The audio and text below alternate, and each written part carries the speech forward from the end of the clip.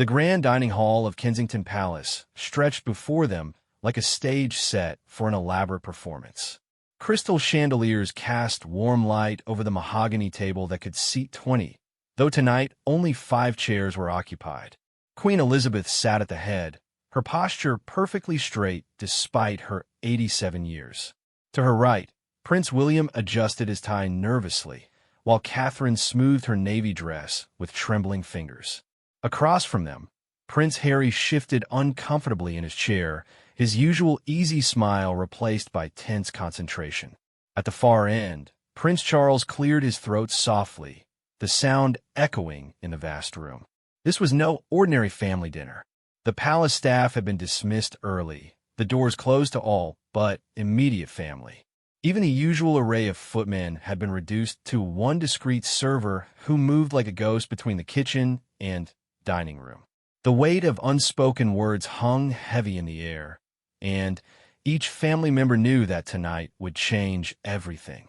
Catherine noticed it first, the way Queen Elizabeth's fingers drummed silently against her water glass. 3 short taps, followed by 2 longer ones.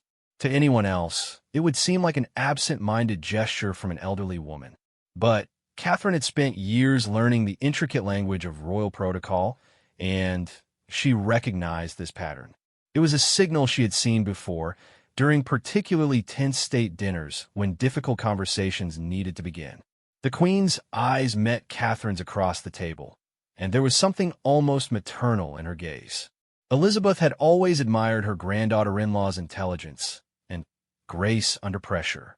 Catherine was the one person at this table who truly understood the delicate balance between family loyalty and public duty. She had navigated scandal and praise with equal dignity, never once allowing her personal feelings to overshadow her role as future queen. William reached for his wine glass, but his hand hesitated midway. Instead, he placed his palm flat on the table, fingers spread wide, a gesture Catherine recognized immediately. It was something he did when he felt overwhelmed, a grounding technique his therapist had taught him years ago. The pressure of being heir to the throne had always weighed heavily on his shoulders, but recent events had pushed that burden to nearly unbearable levels. Prince Harry watched his brother's gesture with a mixture of sympathy and frustration. How many times had they sat at tables like this as children, watching their parents communicate through similar silent signals? He remembered being 7 years old, trying to decode the meaning behind his father's raised eyebrow or his mother's gentle touch to her necklace. Diana had been a master of silent communication, able to convey love, warning, or encouragement with just a glance. The first course arrived, a simple soup that no one seemed particularly interested in eating. Prince Charles lifted his spoon, then set it down again, his wedding ring clicking softly against the silver. The sound made Harry flinch. That ring represented so much pain and complexity in their family history. Charles had worn it faithfully for years, even during the darkest days of his marriage to Diana, even through the scandal that followed. Queen Elizabeth began to eat with precise, measured movements. Each spoonful was exactly the same size, lifted to her mouth at precisely timed intervals. This was her way of maintaining control when everything else felt chaotic. She had perfected this ritual during World War II, when rationing meant every bite of food was precious. Now it served as a meditation, a way to center herself before difficult conversations. Catherine followed the Queen's lead, though her stomach churned with anxiety. She understood that they were all performing their roles in a carefully choreographed dance. The media had no idea how much communication happened at royal dinners through gestures, glances, and positioning. Every movement was deliberate, every pause meaningful. William's phone buzzed quietly in his jacket pocket. Without thinking, he reached to check it, then caught himself. At formal dinners, even family ones, phones were forbidden. But his hand lingered near his pocket, and Catherine saw the conflict playing out across his features. As future king, he was never truly off duty. The weight of responsibility never lifted from his shoulders.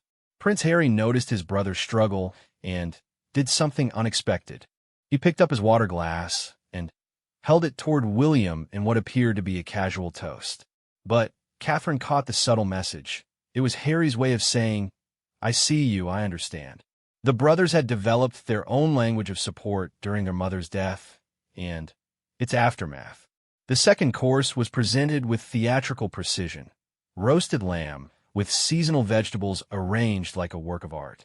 Prince Charles studied the plate with the intensity of a food critic, though Catherine suspected his mind was elsewhere entirely. She had learned to read the subtle signs of his stress, the way he touched his cufflinks when nervous, how he adjusted his tie when preparing to say something difficult. Queen Elizabeth set down her fork with deliberate care and reached for her napkin. Instead of simply dabbing her lips, she folded it precisely in half, then quarters, creating sharp creases with her fingers.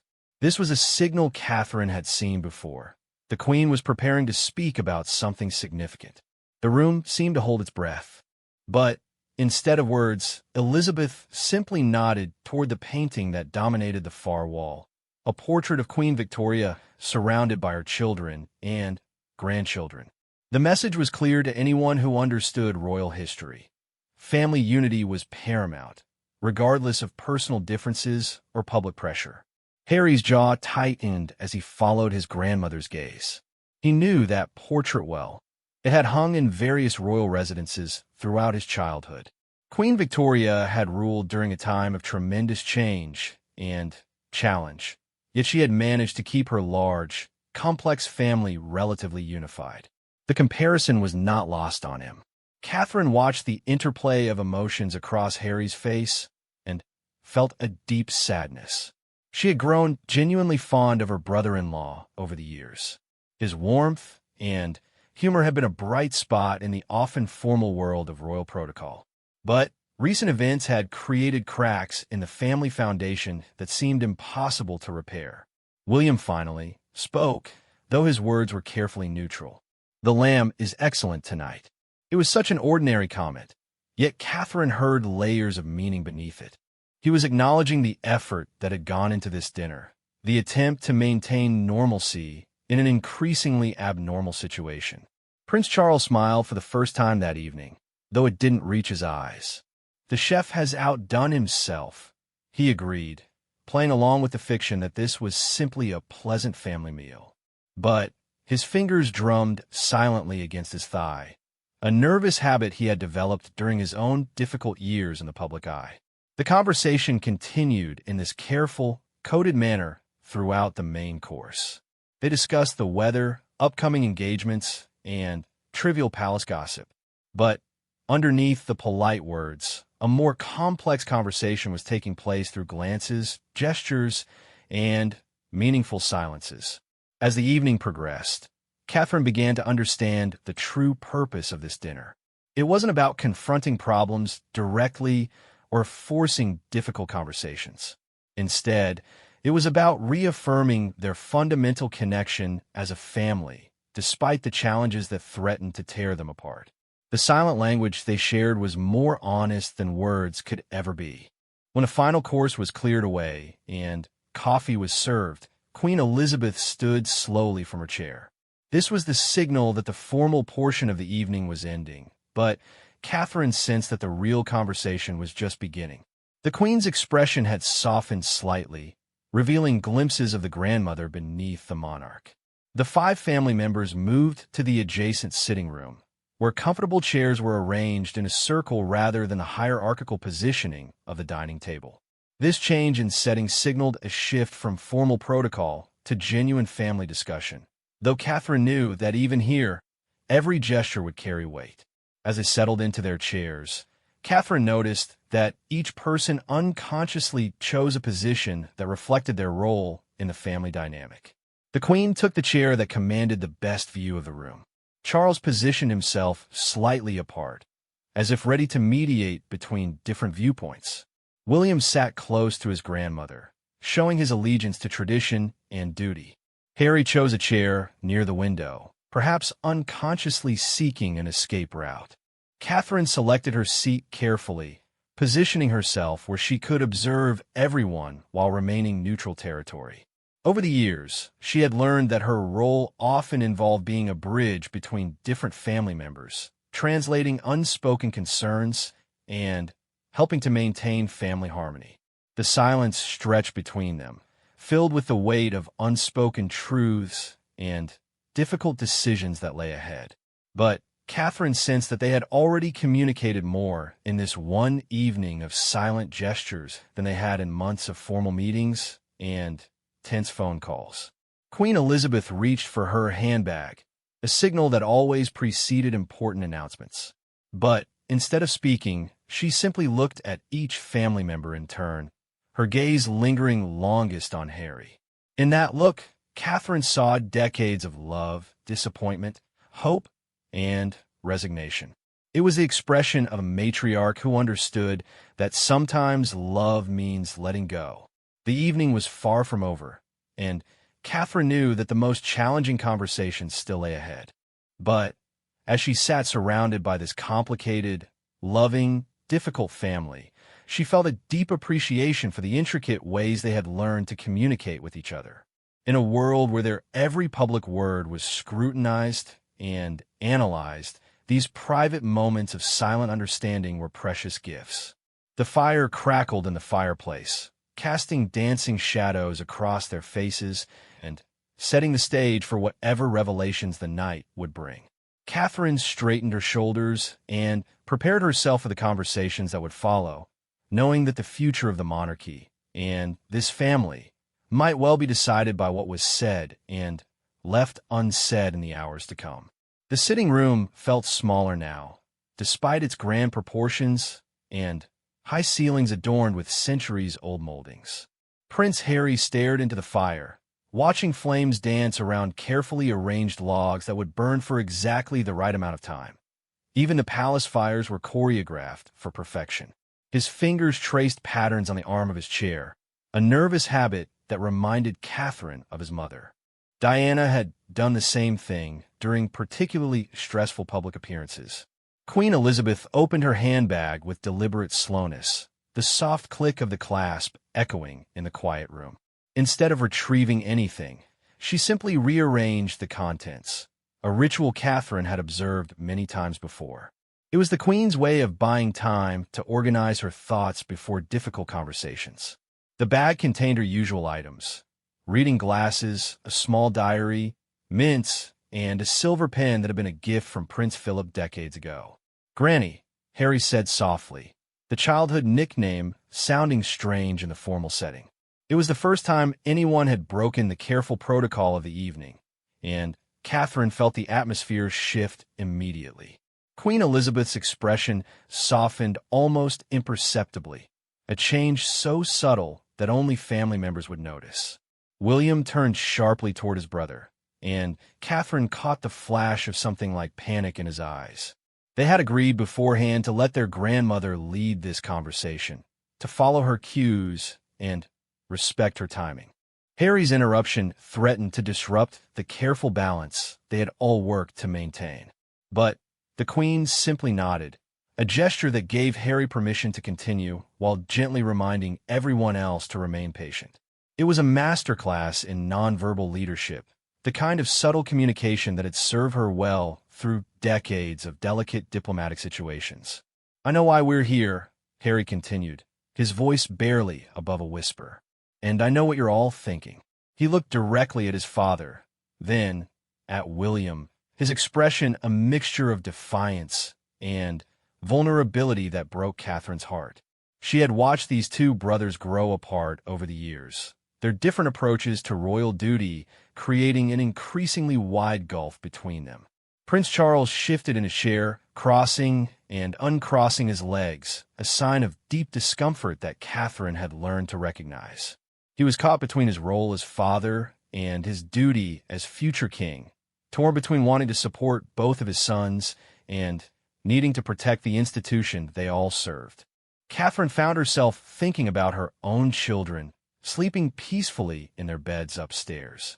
George, Charlotte, and Louis had no idea that their family was sitting in this room, potentially making decisions that would reshape their entire futures. The weight of generational responsibility felt crushing in that moment. Queen Elizabeth reached into her handbag again, this time retrieving her reading glasses. She didn't put them on, but held them delicately between her fingers, turning them slowly as she considered her words. It was a gesture Catherine had seen countless times during cabinet meetings and private audiences with prime ministers. "Your grandfather and I," the Queen began, her voice carrying the weight of authority built over 7 decades of rule, "faced many difficult decisions during our marriage. Some of them required us to choose between personal happiness and duty to the crown." She paused, looking directly at Harry. "I never regretted putting duty first, but I understand that not everyone can make the same choice." The words hit the room like stones dropped into still water, creating ripples of emotion that affected each family member differently. William's shoulders relaxed slightly. His grandmother's words seemed to validate his own commitment to duty above all else. Harry's jaw tightened, recognizing both understanding and gentle criticism in her statement. Catherine watched Prince Charles during his mother's words, seeing decades of his own struggles reflected in his expression. He had spent most of his adult life learning to balance personal desires with royal obligations, often at great personal cost. The failure of his first marriage had taught him painful lessons about the price of putting duty above emotional needs. But times have changed, Queen Elizabeth continued, setting her glasses down carefully on the small table beside her chair. "The world our grandchildren will inherit is very different from the one we knew. Perhaps the choices available to them should be different as well." This was as close to a revolutionary statement as anyone in the room had ever heard the Queen make. Catherine felt her pulse quicken as she realized they were witnessing a historic moment. The monarch who had embodied tradition and continuity for her entire reign was acknowledging the possibility of fundamental change. Harry leaned forward in his chair, his body language shifting from defensive to hopeful. For years, he had felt trapped by expectations that seemed impossible to fulfill while maintaining his mental health and personal integrity. His military service had given him a sense of purpose and identity beyond his royal role, but even that had been complicated by the constant scrutiny and security concerns that followed him everywhere. "What are you saying, Mama?" Prince Charles asked, using the formal term he had employed since childhood. His voice carried a note of uncertainty that revealed how much this conversation was affecting him. As someone who had waited his entire life to become king, he understood better than anyone the sacrifices required by royal duty. Queen Elizabeth smiled, a real smile this time, not the carefully practiced expression she used for public appearances. "I'm saying that love should not be a casualty of service," she said, looking pointedly at Harry. "Your mother taught me that lesson, though it took me far too long to truly understand it." The mention of Diana created a palpable shift in the room's atmosphere. Catherine had never met her husband's mother, but Diana's presence was always felt in family gatherings, sometimes as inspiration, sometimes as a cautionary tale, always as a reminder of the human cost of public service. Harry's eyes filled with tears, and he didn't try to hide them. "She wouldn't want me to be miserable," he said simply. "She spent her whole life trying to protect William and me from exactly this kind of situation." William reached across the space between their chairs and squeezed his brother's shoulder, a gesture of support that surprised everyone, including himself. Despite their recent tensions, the bond forged in childhood grief remained strong. They had learned early that royal life could be isolating and brutal, and that sometimes only family could truly understand the pressure they faced.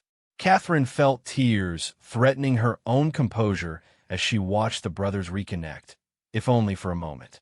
She had spent years trying to mediate between them, helping them find common ground despite their very different approaches to royal life.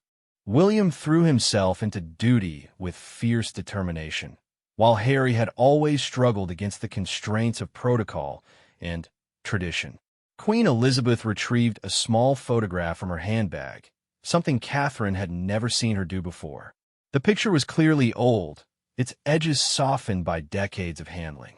She held it for a moment, studying it with the intensity of someone seeing a treasured memory, then passed it to Harry.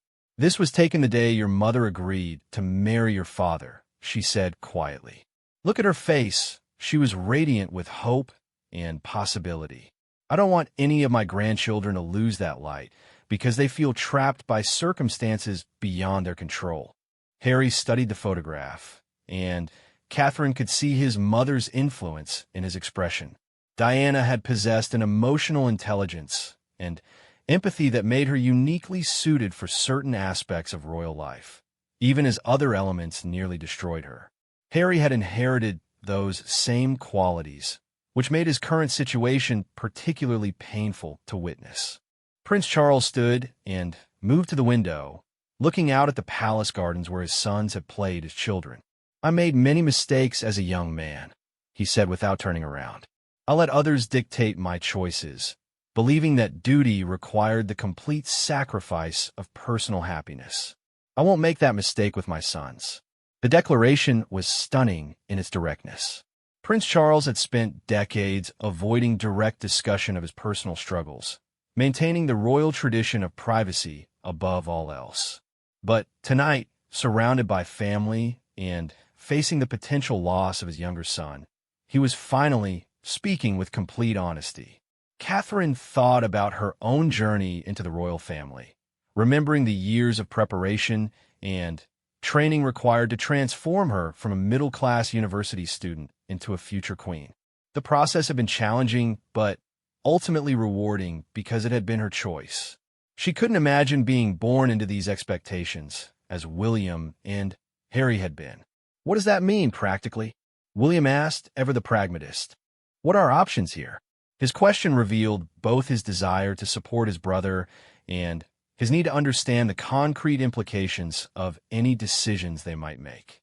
Queen Elizabeth picked up her glasses again, this time putting them on as if preparing to read from an invisible document. "It means we explore every possibility," she said firmly. "It means we find ways to honor both tradition and change, duty and happiness. Your grandfather always said that the monarchy's greatest strength was its ability to evolve." The mention of Prince Philip brought another wave of emotion. He had died just 2 years earlier, but his influence on family dynamics remained strong. Philip had never been one to express emotions openly, but his love for his family had been evident in his fierce protection of their privacy and his practical approach to solving problems. Harry wiped his eyes and looked around the room at each family member. "I never wanted to hurt the family or damage the institution," he said. "But I also can't continue pretending that I'm okay when I'm not. The constant scrutiny, the impossible expectations, the way every private moment becomes public fodder, it's destroying me." His honesty was raw and painful to hear. Catherine remembered her own early struggles with media attention, the way photographers had followed her to work and analyzed her every outfit choice. But even that intense scrutiny paled in comparison to what Harry faced as a senior member of the royal family. "Then we find another way," Queen Elizabeth said with quiet determination. "We've survived wars, scandals, and revolutions. We can certainly navigate one young man's need for happiness and authenticity." The fire had burned lower during their conversation, casting longer shadows across the room. Catherine noticed that everyone's posture had changed as the evening progressed. The formal stiffness of dinner had given way to more natural, relaxed positions. Even Queen Elizabeth had allowed herself to lean back slightly in her chair. "What would Mother have wanted?" William asked suddenly, voicing the question they had all been thinking. It was telling that he felt safe enough to ask it directly, abandoning the careful diplomatic language that usually governed family discussions. The question hung in the air like incense, heavy with meaning and memory. Diana had been many things: loving mother, troubled wife, global icon, private person struggling with public expectations. Her legacy was complex, but her love for her sons was beyond question. Prince Charles turned from the window, his expression thoughtful. "She would have wanted you both to be happy," he said simply. "Everything else, duty, tradition, public service, She believed those things were meaningless without personal fulfillment and genuine human connection. It was perhaps the most honest assessment of Diana's values that Catherine had ever heard from Charles. Their marriage had been troubled and ultimately tragic, but his respect for her as a mother had never wavered. In this moment, that respect was helping to bridge the gap between his own sense of duty and his desire to support his son's happiness. The evening was reaching a turning point, and Catherine could feel the energy in the room shifting toward resolution.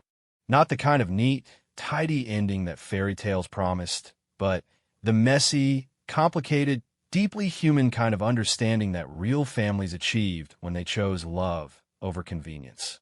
As if sensing the same shift, Queen Elizabeth stood slowly, her movement signaling that this phase of their conversation was ending. But unlike the formal conclusion of dinner, this felt like a beginning rather than an ending. The start of a new chapter in their family's story that would require courage, creativity, and unprecedented flexibility from all of them. "We'll find a way forward," she said with quiet confidence. Together, the morning after their family gathering dawned gray and drizzling, typical London weather that seemed to match the uncertain mood hanging over Kensington Palace. Catherine sat in her private study, steam rising from her untouched cup of tea as she stared out at the gardens where her children would soon be playing. The previous evening had ended with tentative hope, but the harsh light of day brought practical concerns that couldn't be wished away with good intentions and family love.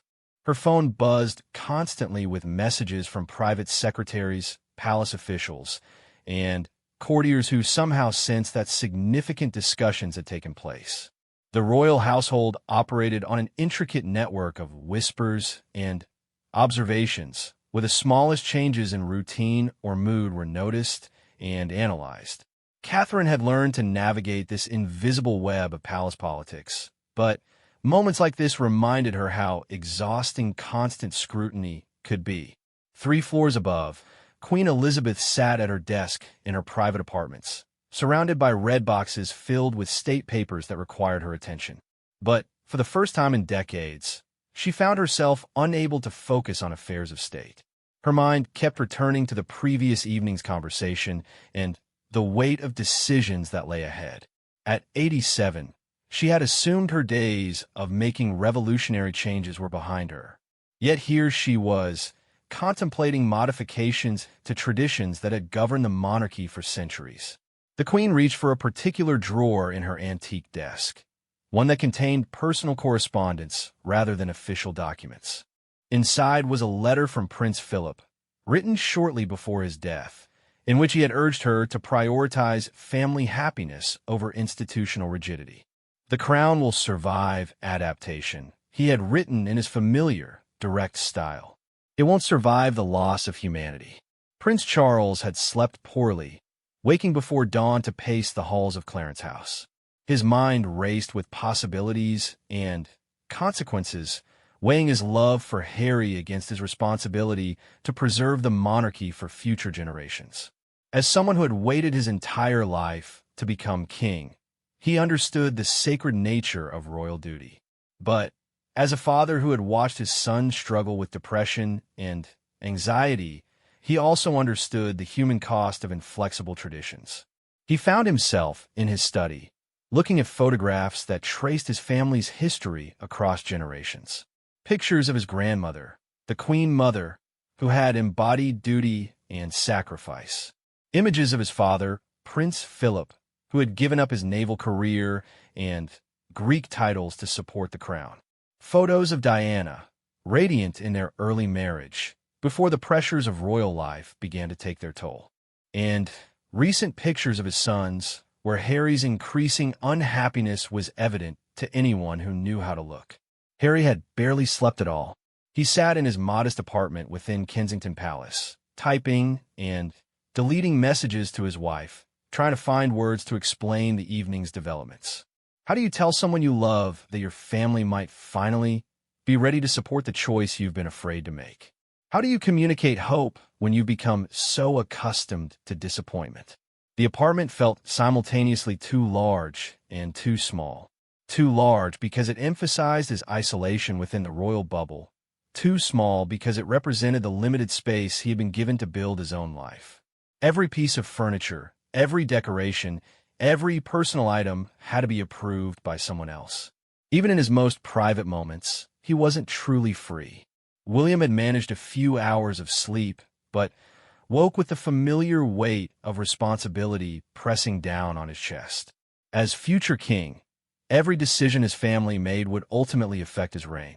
He loved his brother deeply, but he also understood that the monarchy's survival depended on maintaining public trust and respect. The challenge was finding a solution that honored both loyalty and duty.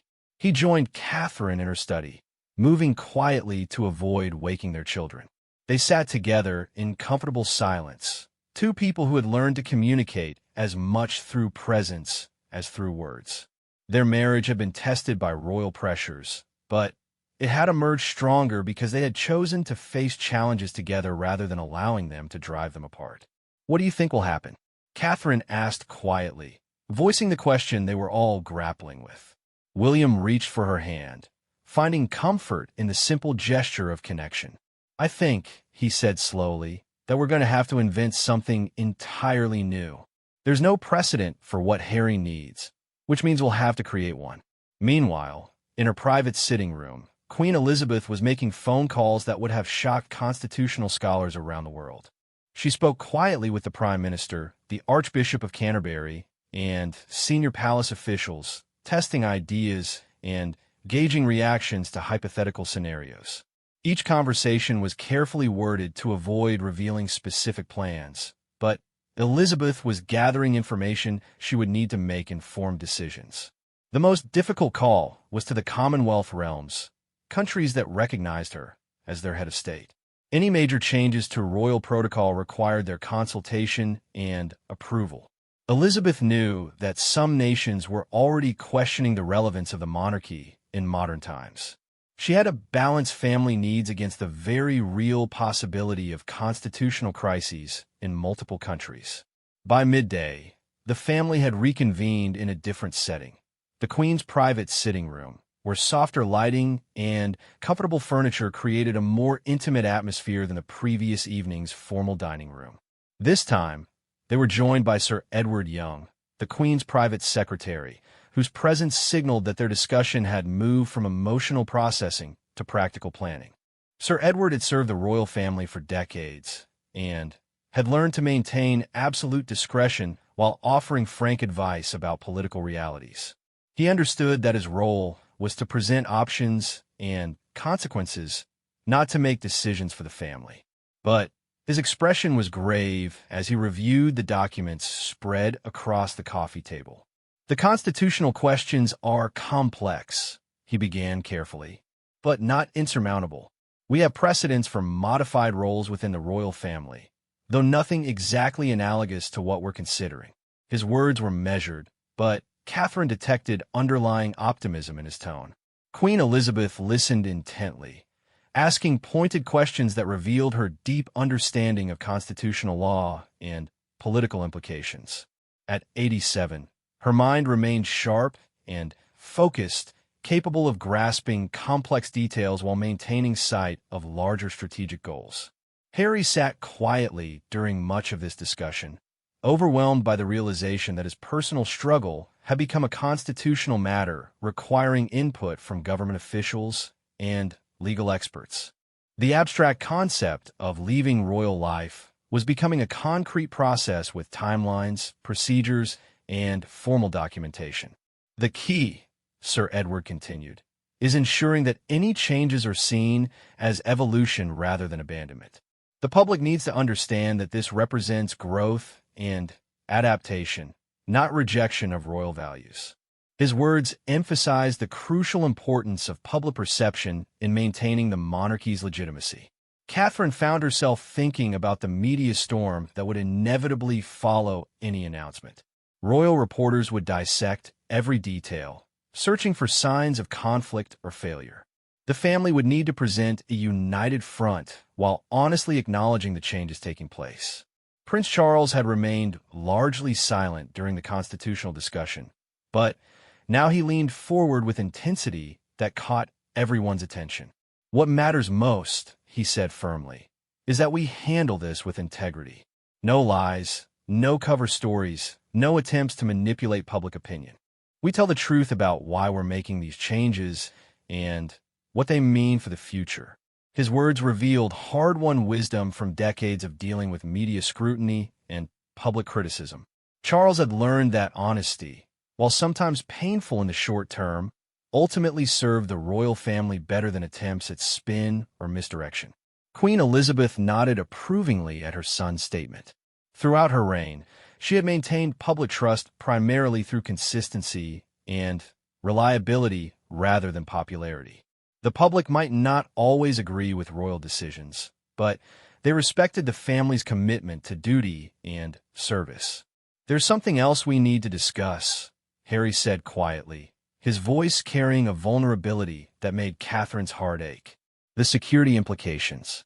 My protection detail, the ongoing threats, the way my decisions might affect everyone else's safety." It was a sobering reminder that royal life carried literal life and death responsibilities. Harry's military service and high public profile had made him a target for various threats, and his security arrangements were complex and expensive. Any changes to his status would require careful coordination with law enforcement and intelligence services. Sir Edward nodded gravely. "The security considerations are indeed significant. However, we have experience managing protection for family members with modified roles. It's complicated but not impossible." The afternoon wore on as they worked through practical details that most families never had to consider. Legal frameworks, constitutional precedents, security protocols, financial arrangements, media strategies. The infrastructure required to support royal life was vast and intricate. But beneath all the formal discussions, Catherine sensed something else happening. The family was learning to communicate in new ways, abandoning some of the careful diplomatic language that had governed their interactions for years. They were speaking more directly, expressing emotions more openly, and acknowledging problems they had previously ignored. William surprised everyone by voicing his own struggles with royal expectations. "I've spent my whole life preparing to be king," he said quietly. "But sometimes I wonder if the institution I'm inheriting is the one I want to lead. Maybe Harry's situation is forcing all of us to examine whether we're serving the monarchy or being trapped by it." His words revealed depths of thought and doubt that he rarely expressed publicly. As future king, William was expected to project confidence and certainty about his role. But in this safe family space, he could acknowledge the weight of expectations and the legitimate questions about the monarchy's future relevance. Catherine reached for his hand again, offering silent support for his honesty.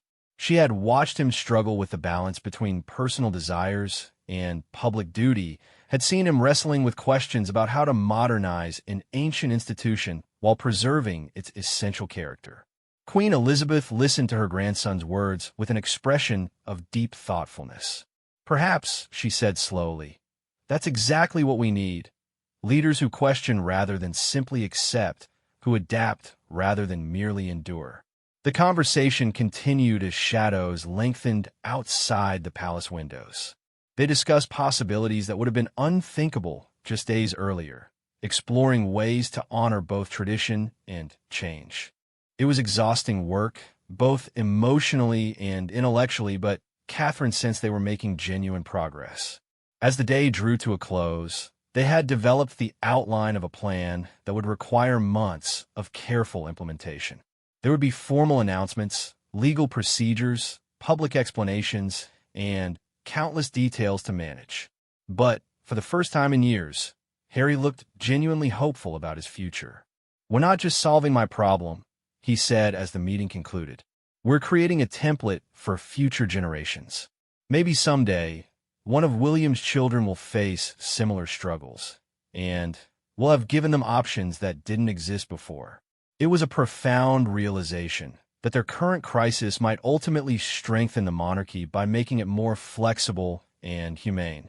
The royal family was learning to evolve, not by abandoning their values, but by expanding their understanding of what those values meant in practice. Queen Elizabeth stood slowly, signaling the end of their formal discussion. But instead of the ceremonial departure that usually concluded royal meetings, she moved around the room, embracing each family member in turn.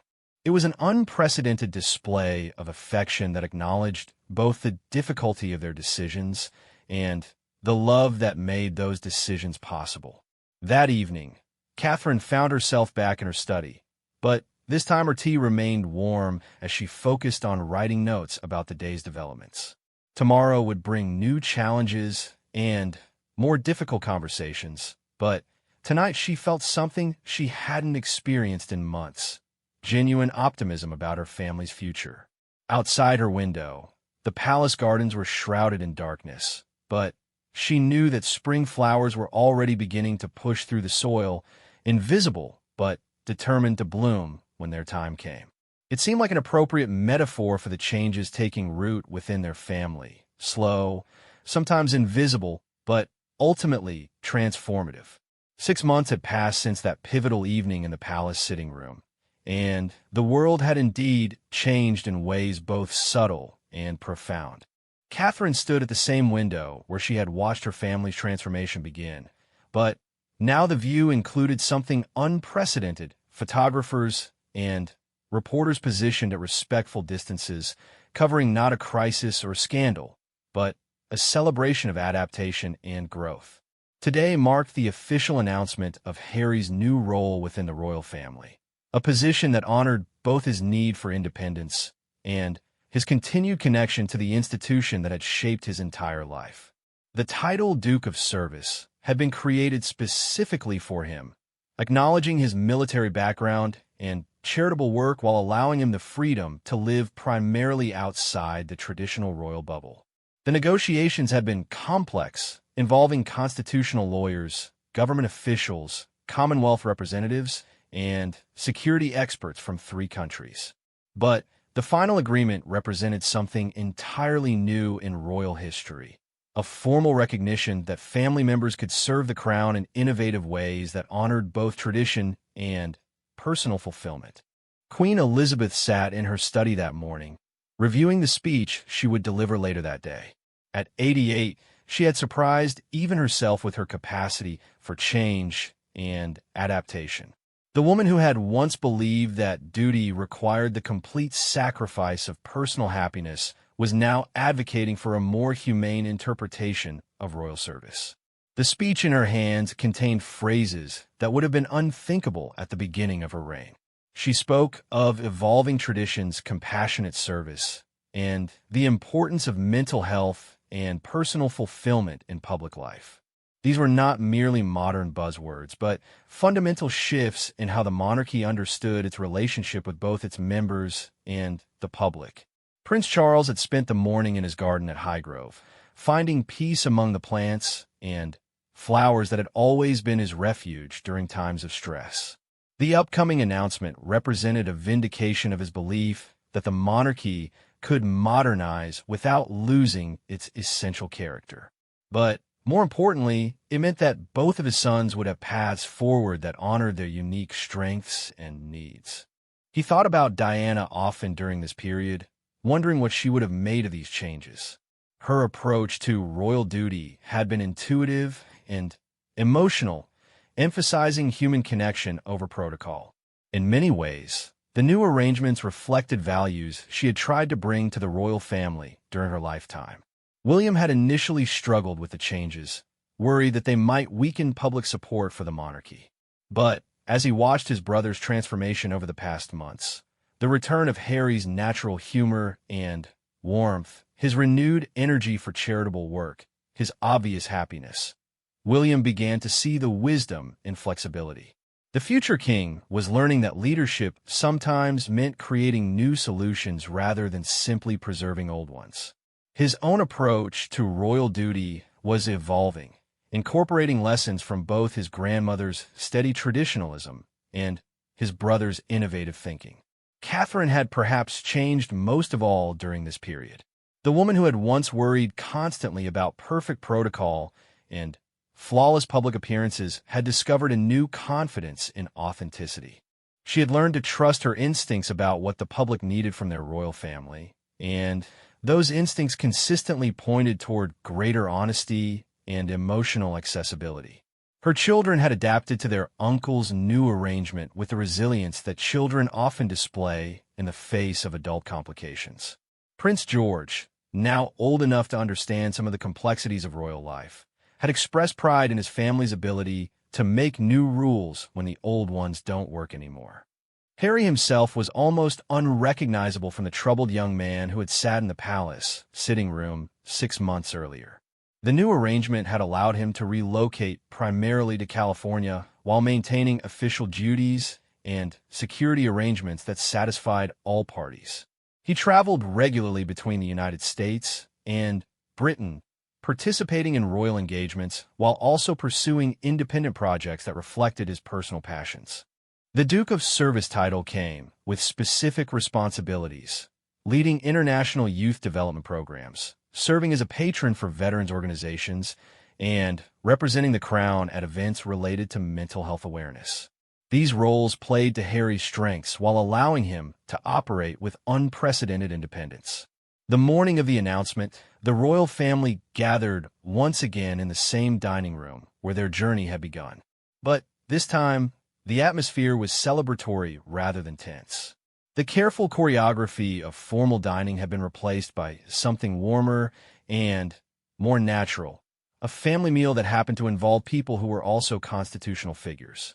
Queen Elizabeth raised her water glass in a toast that broke with decades of precedent. To adaptation, she said simply, looking around the table at each family member. To the courage to change when change is needed, and to the wisdom to preserve what truly matters. The toast was echoed around the table, but Catherine noticed something even more significant in the moments that followed. The silent language of gestures and glances that had once been necessary for communicating difficult truths had been replaced by direct conversation and open emotional expression. William and Harry sat side by side, their relationship rebuilt on a foundation of mutual respect for their different approaches to royal duty. They had learned to see their differences as strengths rather than sources of conflict, understanding that the monarchy needed both traditional stability and innovative adaptation. Prince Charles seemed younger somehow, freed from the burden of trying to force his children into molds that didn't fit their personalities or the changing world around them. His relationship with both sons had deepened during the negotiation process, as they worked together to find solutions that honored everyone's needs. The announcement ceremony later that day was conducted with full royal pageantry, but also with a warmth and accessibility that marked a clear departure from traditional protocol. Queen Elizabeth's speech was broadcast worldwide, and its message of evolution and compassion resonated far beyond constitutional monarchies. "The crown has endured for centuries," she said, standing before cameras in Buckingham Palace. "Not because it has remained unchanged, but because it has consistently found ways to serve each generation's needs while preserving timeless values of service, duty, and devotion to others." Catherine watched the speech from the palace, surrounded by staff members who had worked tirelessly to make this moment possible. She was struck by how the Queen's words applied not just to the monarchy as an institution, but to their family as a complex group of individuals learning to love and support each other despite enormous external pressures. The public response to the announcement was overwhelmingly positive, though not universally so. Constitutional purists criticized the precedent, worried about what future modifications might be requested. Republican commentators argued that the changes didn't go far enough in modernizing an outdated institution. But polling data showed strong support for the royal family's willingness to prioritize mental health and family unity. Perhaps most significantly, young people around the world responded to the news with enthusiasm and approval. They saw in Harry's story a reflection of their own struggles to balance family expectations with personal authenticity. The royal family, often seen as out of touch with contemporary concerns, had demonstrated that they too grappled with universal human challenges. In the weeks that followed the announcement, Catherine noticed changes that went beyond the specific arrangements for Harry. The entire family seemed to communicate more openly, express affection more readily, and approach their public duties with renewed energy and purpose. Palace staff reported that the working atmosphere had improved dramatically. The careful walking on eggshells that had characterized royal operations during the period of family tension had been replaced by a more collaborative and creative approach to challenges. 3 months after the announcement, Catherine found herself in an extraordinary position, serving as an unofficial ambassador for the new royal model during a Commonwealth tour. She spoke openly with young people about mental health, family pressure, and the importance of finding authentic ways to serve others. Her speeches included phrases that would have been unimaginable from previous generations of royals. It's okay to struggle. Asking for help is a sign of strength, and traditions are only valuable if they serve human flourishing. These messages resonated powerfully with audiences who had rarely heard such vulnerability from constitutional figures.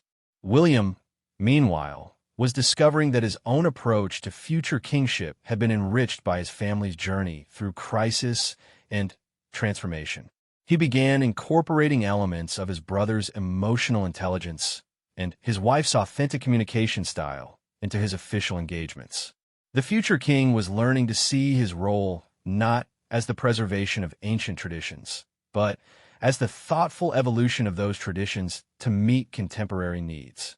He spoke more frequently about mental health, environmental concerns, and social justice, topics that previous monarchs might have avoided as too politically sensitive. Harry's first official engagement as Duke of Service took place at a veterans rehabilitation center in California, where he worked alongside former service members who were building new lives after combat injuries. The informal, hands-on nature of his involvement marked a clear departure from traditional royal visits, but it also demonstrated the potential power of the new model. Press coverage of the event focused not on protocol or precedent, but on the genuine connections Harry formed with the veterans and their families. His own experience with combat trauma and mental health struggles allowed him to engage with authenticity that transcended his royal status. Queen Elizabeth watched coverage of her grandson's work from Windsor Castle, surrounded by photographs that documented 70 years of royal evolution. The woman who had once believed that emotion was the enemy of effective leadership was now seeing the power of vulnerability and authentic human connection in public service. Her own approach to royal duties had evolved during this period, though more subtly than her family members' dramatic changes. She began including more personal reflections in her speeches, sharing lessons learned from decades of experience while acknowledging the ongoing process of growth and adaptation. The Christmas broadcast that year included a segment filmed with the entire extended royal family, an unprecedented glimpse into their personal relationships and private dynamics. Queen Elizabeth spoke movingly about the importance of families supporting each member's unique gifts and challenges. This year has taught our family that love sometimes means letting go of our expectations for each other, she said, looking directly into the camera. It has shown us that strength comes not from rigid adherence to rules, but from the courage to adapt those rules when adaptation serves the greater good. Catherine watched the broadcast with her children, explaining in age-appropriate terms how their family had learned to solve problems by talking openly and supporting each other's different needs. It was a powerful lesson in resilience and adaptation that would serve them well in their own future challenges. As the year drew to a close, the royal family gathered once more for a private dinner, not a formal ceremony or crisis meeting, but a genuine celebration of survival and growth. They sat around the same table where their transformation had begun, but now the silent language of tension and unspoken conflict had been replaced by laughter, storytelling, and the comfortable communication of people who had learned to trust each other. Harry shared stories from his new life in California, describing projects and relationships that brought him joy and fulfillment. William spoke about his evolving vision for the monarchy's future, incorporating lessons learned from their family's recent experiences. Prince Charles reflected on the wisdom that had emerged from crisis, and Queen Elizabeth offered insights from 7 decades of service and leadership. Catherine found herself thinking about the secret language of royal dining that had once been necessary for survival in a family that couldn't express emotions directly. Those subtle gestures and coded communications had served their purpose during more rigid times, but they were no longer needed by a family that had learned to speak truthfully to each other. The evening ended not with formal protocol or careful positioning, but with spontaneous embraces and genuine expressions of love and support. It was a fitting conclusion to a year of transformation that had proven the monarchy's capacity for evolution while preserving its essential character. As Catherine prepared for bed that night, she reflected on the journey that had brought them to this point. The royal family had faced a crisis that could have destroyed them, but instead they had used it as an opportunity to become more authentic, more compassionate, and ultimately more effective in their service to others. The silent gestures that had once been necessary for survival had been replaced by open communication and mutual support. The rigid traditions that had felt like prisons had been transformed into flexible frameworks for meaningful service. And the family that had once struggled to express love directly had learned to prioritize emotional health alongside public duty. Looking toward the future, Catherine saw endless possibilities for continued growth and positive impact. The royal family had proven that even ancient institutions could evolve and adapt while maintaining their essential purpose. They had shown the world that vulnerability and strength could coexist, that tradition and innovation could complement each other, and that families could overcome any challenge when they chose love over fear. The revolution at the royal table had been quiet but profound, a transformation that began with unspoken gestures and evolved into a new language of authentic service and genuine human connection. It was a story that would continue to unfold in the years to come, as this uniquely modern royal family continued to navigate the balance between public duty and personal fulfillment with wisdom, courage, and love.